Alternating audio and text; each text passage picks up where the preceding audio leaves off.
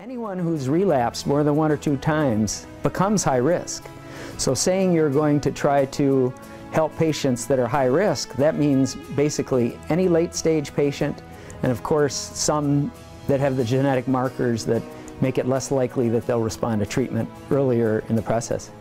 The thing that excites me about the research initiative is we're going to take 100% of the money raised by patients for a program selected in part by patients, and all of that money is going to go to support 1 or 2 key clinical trials, and that's amazing. Nobody's ever done that before. Well, I learned a couple very important things at today's American Society of Hematology meetings here in Orlando. The first was, and I guess it's bad news for those of you that aren't big fans of stem cell transplants, but I sat through several sessions and the data is clear that patients do better when they transplant than when they don't. So I hate to say it, but I guess at least for a while we're stuck. And the second thing that was interesting was this T-cell therapy progress that everyone is making. And apparently, for leukemia and lymphoma, researchers and the specialists are already achieving results like 80% success rates using CAR T-cell therapy. And it's lasting for 1 year or 2 years at a time. So they're having great luck. And I guess the problem with myeloma, or the challenge, is it's just a more complex cancer. Instead of 1 or 2 targets, you have 3 or 4 or 5 or 6 targets. And so it's hard to get something like T cells to make a big enough difference to achieve that kind of result. But I'm confident that they're going to eventually figure it all out. But I mean, 80% response rate for leukemia and lymphoma, I mean, that was exciting. So there's a lot going on, and Monday is the big myeloma day. Monday is always the big day here at ASH for multiple myeloma. And I've heard rumors that there's going to be some really great data associated with daratumumab, one of the immunotherapy drugs that was just approved by the FDA. So I'm excited about tomorrow. Hi, Pat Killingsworth here at ASH, and there are all kinds of exciting things going on. As a matter of fact, I'm going to be interviewing somebody that's working with a crossover drug called Imbruvica this afternoon that they use for leukemia. And there are already 10 FDA-approved drugs for multiple myeloma. And I wanted to talk about this a little bit. I don't think it's about the drugs anymore. There are lots of drugs, but a lot of them do the same thing.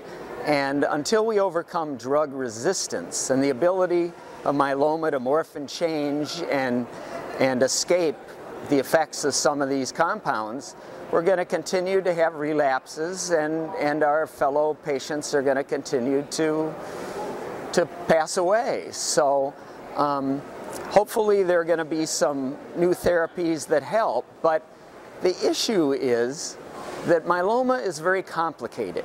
So they've had great luck with T-cell therapy and immunotherapies and a lot of base chemotherapy drugs and the leukemias and the lymphomas. But you're treating maybe 1 or 2 targets. And with myeloma, in an individual patient, there could be 4 or 5, 6 or more targets. So it's hard to eradicate it all, and it's hard to get it all, and eventually what's left comes back drug resistant, and we have a problem. So until we can solve that, there are going to be issues, and I think they're going to be able to do that. In the meantime, we have to work with our doctors to try to figure out what we're going to do to help keep us alive until they do figure it all out. I think we need to think about why a patient has to understand some of this stuff. And it's not fair. You get cancer, you have cancer, and now you're expected to know as much as your doctor about how you might be treated and what's going on in the future. I mean, this is not fair, but nobody said it would be. But here's the thing. As I go from session to session and look at statistics and clinical trial results here at ASH, it's not that everything is too complicated. And after all, these are smart people. These are physicians. These are doctors. These are well-educated, bright people. They get it. But there's just a lot. It's a lot to sift through. And then you have to apply that to an individual patient. And it's starting to get overwhelming. It's not that the science is overwhelming for these guys and gals. It's that it's just too much to keep track of. And so I think as patients, by understanding how some of these therapies work, and maybe what works best for us, or what has worked in the past, or what we've used, or what one or more doctors have tried and has worked or hasn't worked, if we can sort of keep track of all of that, and help our doctors and work as a team, it might help them stay focused on us and what we need as patients. Because otherwise, I can see you just get lost. And another issue I have is doctors and physicians tend to be conservative. They like to use what they're experienced, what they've used in the past, and what has worked successfully. And so that leaves out a lot of these new drugs. They just don't have experience with them. They haven't used them before, and they might be hesitant to try.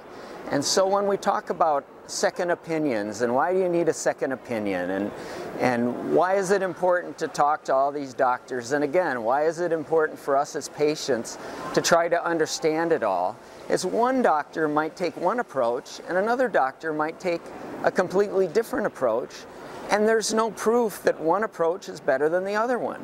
So what are we supposed to do as patients?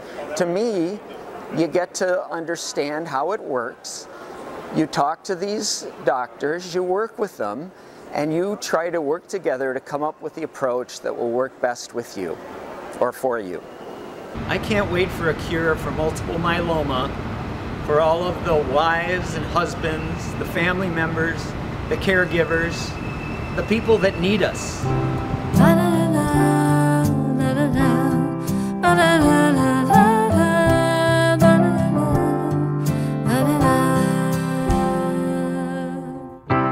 Never would believe it, could never see it, can't imagine what I heard today. Have so many feelings, still my mind is reeling. How can life all change in just one day? What am I supposed to do? Wonder what's in store for me and you. But I am not my pain. It's time to make a change. Everything to lose, but so much more to gain. I look up to the light. I'll find a way that's right. I'll never be the same, but I am not my pain.